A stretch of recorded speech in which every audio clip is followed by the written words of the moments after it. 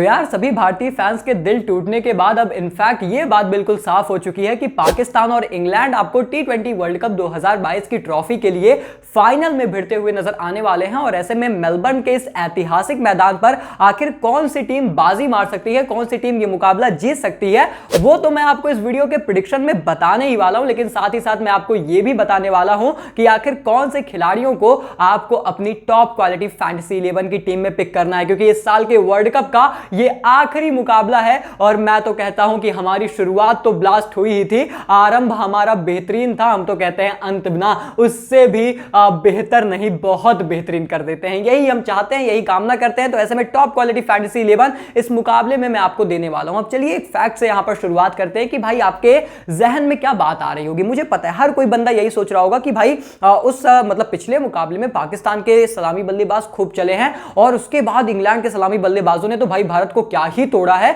तो ऐसे में इस बार इस मुकाबले में जाते हुए फैंटेसी टीम में सारे सलामी बल्लेबाज तो रखने हैं, क्योंकि भैया कोई भी चल सकता है। और मुझे तो लगता है कि किसी ना किसी को कप्तान और वाइस कप्तान भी बना देना चाहिए। क्या पता आप ये सोच भी रहे हो, लेकिन अगर आप ये सोच रहे हो तो चलिए एक फैक्ट आपको बताता हूं। क्या आपको ये फैक्ट पता है दोस्तों कि मेलबर्न के मैदान पर कुल 13 विकेटें गिरी हैं पावर प्ले में इस साल के T20 वर्ल्ड कप 2022 में। और आपको क्या ये फैक्ट पता है, इसी आंकड़े को और थोड़ा सा मैं परोसूं आपके सामने, तो क्या आप ये जानते हैं कि हर एक मुकाबले की हर एक पारी में पावर प्ले में एक विकेट तो कम से कम गिरी है इस साल के वर्ल्ड कप में मेलबर्न के मैदान पर। तो ऐसे में इस आंकड़े को सुनने के बाद क्या अभी भी आप सोच रहे हो कि कप्तान और वाइस कप्तान ओपनर्स को ही बनाना है, या फिर अब आपके जहन में कोई और नाम आ रहे हैं? नहीं आ रहे हैं तो चलिए हम किस लिए बैठे हैं, हम आपको बताते हैं। स्वयं विचार कीजिए, नहीं तो हमारे साथ जुड़े रहिए, अंत तक टॉप क्वालिटी फैंटेसी टीम आपको देकर जाएंगे, तहलका आप मचाएंगे, इस बात की गारंटी लेते हैं। तो ऐसे में बस आप अपना सपोर्ट,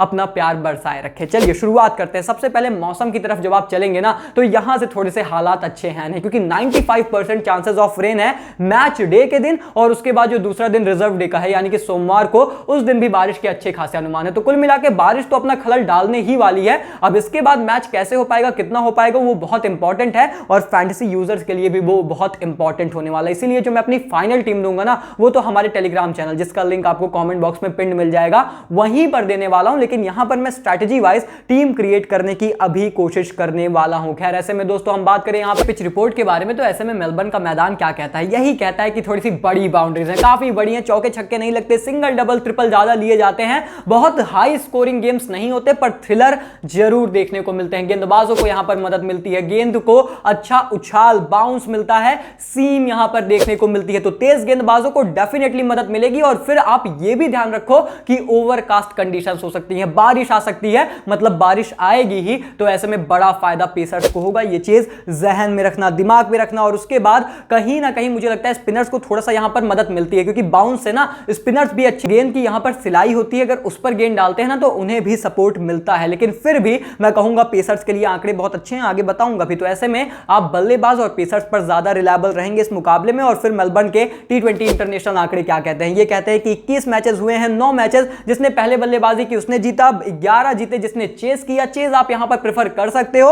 और उसके बाद एवरेज फर्स्ट इनिंग स्कोर यहां पर 143 है, जो कि दूसरी पारी में घटकर 127 के आसपास जाता है। तो ऐसे में इंपॉर्टेंट यह है कि ज्यादा रन नहीं बनते, लेकिन फिर भी चेस करते हुए टीमें ज्यादा मुकाबले जीतती हैं, यह भी एक बहुत बड़ा फैक्ट है। और ऐसे में दोस्तों इन सभी आंकड़ों को ध्यान में रख के अगर हम बात करें यहां पर प्लेइंग 11 के बारे में, तो प्लेइंग 11 आखिर कैसी हो सकती है इस मुकाबले के लिए दोनों टीमों की। अब देखिए मुझे लगता है ना कि दोनों टीमों ने इतना बेहतर किया है, तो ज्यादा कुछ बदलाव तो ये करना नहीं चाहेंगे। पाकिस्तान टीम मुझे नहीं लगता कोई भी बदलाव अपनी प्लेइंग 11 के साथ करेंगे, सेम एज इट इज मैदान पर उतरेंगे। तो वहीं पर इंग्लैंड टीम अब फोर्स्ड चेंजेस इनको करने पड़े थे, मलान अवेलेबल नहीं थे तो आपने साल्ट को लाया, मुझे तो लगता है ये उनके साथ कंटिन्यू करेंगे। लेकिन अगर मार्क वुड फिट है तो वो तो डेफिनेटली टीम में आएंगे, वो उनकी फिटनेस पर डिपेंड करता है। अगर फिट है तो वो खेलेंगे, नहीं फिट है तो फिर भैया आपको Chris Jordan as it is देखने को मिलने वाले हैं। इसके बाद कि हम आगे बढ़कर हमारी टीम पिक करना स्टार्ट करें, चलिए आपको एक स्मार्ट स्टैट बता देता हूं जो कि बहुत मदद करेगा आपको कि आखिर किसको यहां पर पिक करना है। स्मार्ट स्टैट ये कहता है कि अगर आप पेस वर्सेस स्पिन कंपैरिजन करोगे ना मेलबर्न में इस साल के वर्ल्ड कप में, तो आपको समझ आएगा क्यों मैं बोल रहा हूं पेसर्स पिक करो। वैसे भी पेसर्स को मदद मिली है और ओवरकास्ट कंडीशन में और मदद मिलेगी, क्योंकि पेसर्स ने यहां पर 72.3 ओवर्स किए हैं, 29 विकेटें चटकाई हैं इस साल के वर्ल्ड कप में। तो स्पिनर्स ने 38 ओवर किए हैं, ओवर भी कम किए हैं और फिर विकेटें भी उन्हें 13 ही मिली है। तो जाहिर सी बात है कि भाई उन्हें ओवर भी कम करने पड़ते हैं और विकेट्स भी यहां पर ज्यादा उन्हें नहीं मिलती है इन कंपैरिजन टू पेसर्स। तो अगर आप पेसर्स अपनी टीम में ज्यादा रखते हो तो आपको ज्यादा अंक प्राप्त होने वाले हैं, ऐसे आंकड़े यहां पर दर्शाते हैं। और ऐसे में दोस्तों इन सभी फैक्टर्स को ध्यान में रख के चलिए अब मैं आपको बताता हूं इस पार्टिकुलर मुकाबले के लिए मेरी टॉप पिक। सबसे पहले इस सूची में भैया निकलकर सामने आएंगे सैम करन। अब आपके मन में यह सवाल आएगा भाई पिछले मुकाबले में भी आपने सैम करन को टॉप पिक रखा था, फिर उन्हें कोई विकेट मिली नहीं। जी हां, भारत के खिलाफ उतना अच्छा उनका प्रदर्शन नहीं आया, लेकिन एक मैच से जज मत करो भाई, वो खिलाड़ी अच्छा है और वो डेथ ओवर्स में गेंदबाजी करेंगे, ये बड़ी बात है ना। आप मेरा फैक्ट समझो कि इससे फर्क ही नहीं पड़ता कि यार वो क्या करते हैं क्या नहीं करते, पर डेथ ओवर्स में गेंदबाजी करेंगे ना तो उनके विकेट लेने के चांसेस हमेशा रहते हैं। एक दो विकेट उन्होंने चटका दी ना, एक दो विकेट उनको गिफ्ट कर दिया यहां पर बल्लेबाजों ने रन बनाने के चक्कर में, तो फिर आप रिग्रेट करोगे। हमेशा टॉप पिक आपकी ऐसे गेंदबाज होने चाहिए, ऑलराउंडर है, बल्लेबाजी मिलेगी तो उससे भी रन बनाएंगे।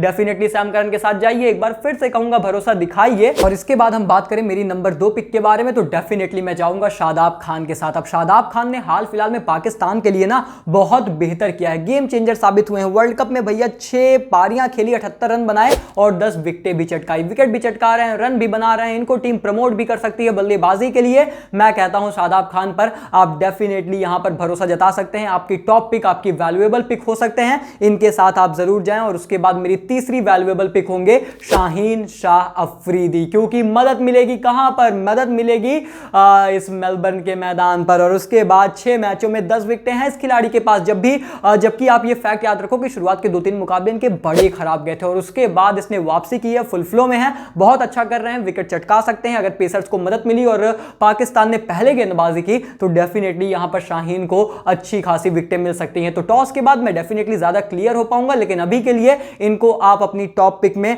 जरूर मानकर चलें। और ऐसे में इन सभी टॉप पिक्स को कंसीडर करके अगर हम अपनी टॉप क्वालिटी फैंटेसी 11 बनाए इस मुकाबले को लेकर, तो भैया विकेट कीपिंग स्लॉट में किसको रखेंगे? दोनों ओपनर्स हैं। अब आपको डर लगता है, लेकिन फिर आपको यह भी पता होना चाहिए कि दोनों गेम चेंजर्स हैं। जी हां, मुझे भी डर लग रहा है ओपनर्स को पिक करते हुए, और यह बात भी जरूर है कि कहीं ना कहीं विकेटें गिरेंगी भी, लेकिन फिर भी आप ये श्योर नहीं है कि एग्जैक्टली कौन आउट होने वाला। तो इट्स सेफ कि आप खिलाड़ियों को पिक कर ले, क्योंकि वो चल भी सकते हैं, यह भी आपको पता है। तो ऐसे में the best possible scenario is कि आप कप्तान वाइस कप्तान मत बनाइए किसी को, लेकिन आप टीम में रखिए, थोड़ा दिमाग लगाकर खेलिए। और ऐसे में विकेट कीपिंग स्लॉट में मेरे लिए Jos the boss Buttler and Mohammad Rizwan दोनों होंगे। हो सकता है मैं बाद में थोड़ा सा रिस्क वाली क्रिकेट पर जाऊं और मैं किसी एक को ड्रॉप भी कर दूं फाइनल टीम में, लेकिन अभी के लिए दोनों को रख रहा हूं। और उसके बाद जब बात आती है बल्लेबाजी की, तो 3 बल्लेबाज मेरे पास है, जिसमें एलेक्स हेल्स जरूर रहेंगे एंड बाबर आजम जरूर रहेंगे। और उसके बाद मैं शान मसूद के साथ जा रहा हूं। मेलबर्न की पिच पर ना ऐसी पिच जो थोड़ी सी डिफिकल्ट होती है, जहां पर विकेट गिरती है, तो फिर पाकिस्तान ऐसे